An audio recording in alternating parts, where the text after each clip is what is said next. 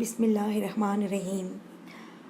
حضرت عمر جن کے پاک نام پر آج مسلمانوں کو فخر ہے اور جن کے جوش ایمانی سے آج 1300 برس بعد تک کافروں کے دلوں میں خوف ہے، اسلام لانے سے قبل مسلمانوں کے مقابل اور تکلیف پہنچانے میں بھی ممتاز تھے۔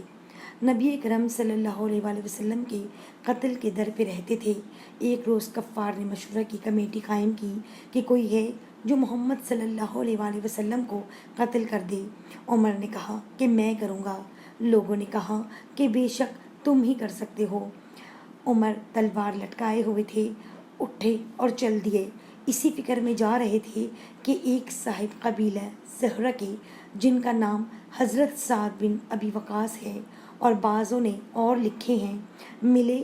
انہوں نے پوچھا کہ عمر کہاں جا رہے ہو؟ کہنے لگے کہ محمد صلی اللہ علیہ وآلہ وسلم کے قتل کی فکر میں ہوں، نعوذ باللہ۔ سعد نے کہا کہ بنو ہاشم، بنو زہرہ اور بنو عبد مناف سے کیسے مطمئن ہو گئے؟ وہ تم کا بدلہ قتل کر دیں گے۔ اس جواب میں بگڑ گئے اور کہنے لگے کہ معلوم ہوتا ہے تو بھی بے دین یعنی مسلمان ہو گیا، پہلے تجھ کو نپٹا دوں۔ یہ کہہ کر تلوار سونت لی اور حضرت سعد نے بھی یہ کہہ کر کہ ہاں میں مسلمان ہو گیا ہوں، تلوار سنبھالی۔ دونوں طرف سے تلوار چلنے کو تھی کہ حضرت سعد نے کہا کہ پہلے اپنے گھر کی تو خبر لے، تیری بہن اور بہنوئی دونوں مسلمان ہو چکے ہیں۔ یہ سننا تھا کہ غصے میں بھر گئے اور سیدھے بہن کے گھر گئے۔ وہاں حضرت خباب کواڑ بند کیے ہوئے ان دونوں میاں بیوی کو قرآن شریف پڑھا رہے تھے۔ حضرت عمر نے کواڑ کھلوائے۔ ان کی آواز سے حضرت خباب تو جلدی سے اندر چھپ گئے اور وہ صحیفہ بھی جلدی میں باہر ہی رہ گیا جس پر قرآنی آیت لکھی ہوئی تھیں۔ ہمشیرہ نے کواڑ کھولے۔ حضرت عمر کے ہاتھ میں کوئی چیز تھی جس کو بہن کے سر پر مارا، جس سے سر سے خون بہنے لگا اور کہا کہ اپنی جان کی دشمن تو بھی بے دین ہو گئی۔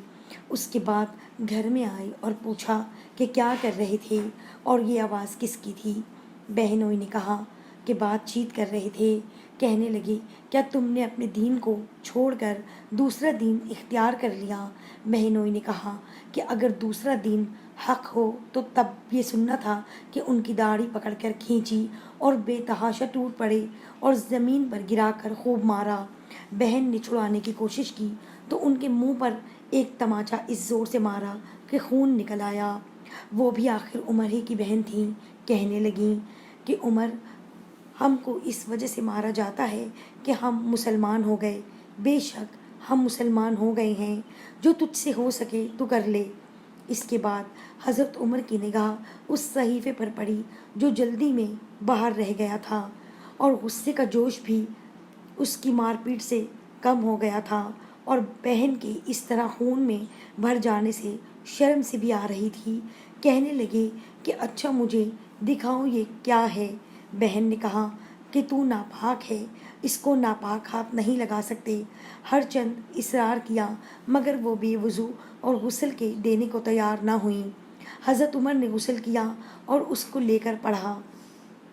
اس میں سورہ طٰہٰ لکھی ہوئی تھی۔ اس کو پڑھنا شروع کیا اور اننی ان اللہ لا الہ الا انا فاعبدنی واقم الصلاۃ ذکرا تک پڑھا تھا کہ حالت ہی بدل گئی۔ کہنے لگے کہ اچھا مجھے بھی محمد صلی اللہ علیہ وآلہ وسلم کی خدمت میں لے چلو۔ یہ الفاظ سن کر حضرت خباب اندر سے نکلے اور کہا کہ اے عمر، تجھے خوشخبری دیتا ہوں کہ کل شب پنج شنبہ میں حضور اقدس صلی اللہ علیہ وسلم نے دعا مانگی تھی کہ یا اللہ، عمر اور ابو جہل میں جو تجھے زیادہ پسند ہو اس سے اسلام کو قوت عطا فرما۔ یہ دونوں قوت میں مشہور تھے۔ معلوم ہوتا ہے کہ حضور صلی اللہ علیہ وآلہ وسلم کی دعا تمہارے حق میں قبول ہو گئی۔ اس کے بعد حضور صلی اللہ علیہ وآلہ وسلم کی خدمت میں حاضر ہوئے اور جمعے کی صبح کو مسلمان ہوئے۔ ان کا مسلمان ہونا تھا کہ کفار کے حوصلے پست ہونا شروع ہو گئے،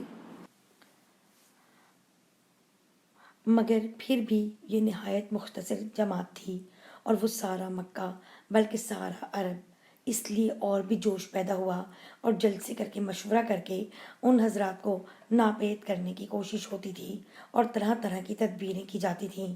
تاہم اتنا ضرور ہوا کہ مسلمان مکہ کی مسجد میں نماز پڑھنے لگے۔ حضرت عبداللہ بن مسعود فرماتے ہیں کہ عمر کا اسلام لانا مسلمانوں کی فتح تھی اور ان کی ہجرت مسلمانوں کی مدد تھی اور ان کی خلافت رحمت تھی۔